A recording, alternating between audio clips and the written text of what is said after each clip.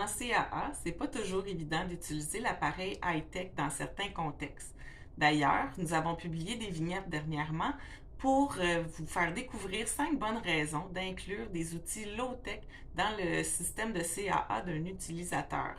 Puisque nous sommes toujours dans la thématique sur les outils low-tech, j'ai pensé essayer un nouvel outil avec mes élèves.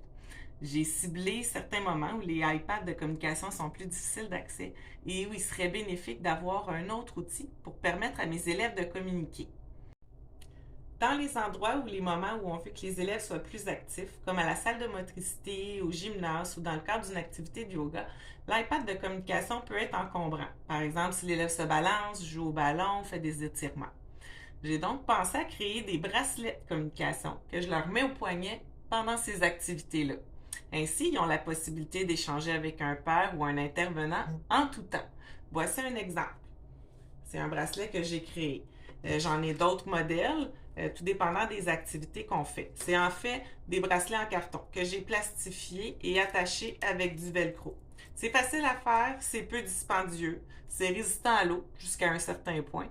C'est lavable, facile à remplacer s'ils se font abîmer et ils ont aussi l'avantage d'être très rapides à mettre et à enlever. Bien sûr, j'ai pensé à mettre sur les bracelets un pictogramme pour demander l'outil de communication au besoin. Je m'assure donc que les outils high-tech des élèves ne soient pas bien loin. Sur ces bracelets-là, j'ai mis jusqu'à environ 9 pictogrammes, mais il pourrait y en avoir qu'un seul qui est celui pour demander l'accès à leur outil complet. Sur mes bracelets, j'ai mis aussi le pictogramme indiquant le lieu où va se dérouler l'activité. Par exemple, la salle de motricité. Ça pourrait être yoga, gymnase, peu importe. C'est pratique pour un élève qui veut indiquer où il s'en va lors de la transition de la classe vers le local. C'est aussi aidant pour moi ou pour l'élève quand les bracelets sont rangés et qu'on doit choisir le bon bracelet qui est associé à l'activité qu'on s'apprête à faire. C'est encore tout nouveau pour nous d'utiliser les bracelets de CAA, mais quand on le fait, je portais moi aussi un bracelet.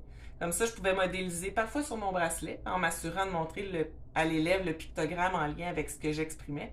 Et parfois, je pointais directement sur le bracelet de l'élève pour qu'il apprenne quels mots s'y trouvent et dans quel contexte il peut les utiliser.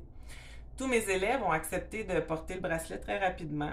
Les quelques fois que j'ai expérimenté, j'ai trouvé ça super parce que peu importe où l'élève se trouvait, que ce soit au sol ou dans le bain de balle par exemple, je pouvais modéliser auprès d'eux. Et il n'y avait pas de chance de perdre l'outil de communication high-tech dans le fond du bain de balle. Je croirais que la simplicité de ces bracelets-là et par la facilité d'accès qu'ils procurent en étant fixés au bras, ça ne sera pas bien long que je vais observer plus de spontanéité de la part de mes élèves. C'est un nouvel outil que je trouve vraiment intéressant et qui vaut la peine d'être exploité dans d'autres contextes, peut-être au moment d'aller à la salle de bain ou dans le transport scolaire. Et vous, est-ce que les bracelets de CA font déjà partie de votre système de communication? Peut-être que vous avez pensé aussi à d'autres contextes intéressants pour les utiliser. J'espère en tout cas que cette capsule-là vous a plu et inspiré. Pour d'autres idées, suivez-nous sur notre groupe Facebook, Instagram et notre site web sous le nom de Sadissa. Aussi, n'hésitez pas à vous abonner à notre chaîne YouTube.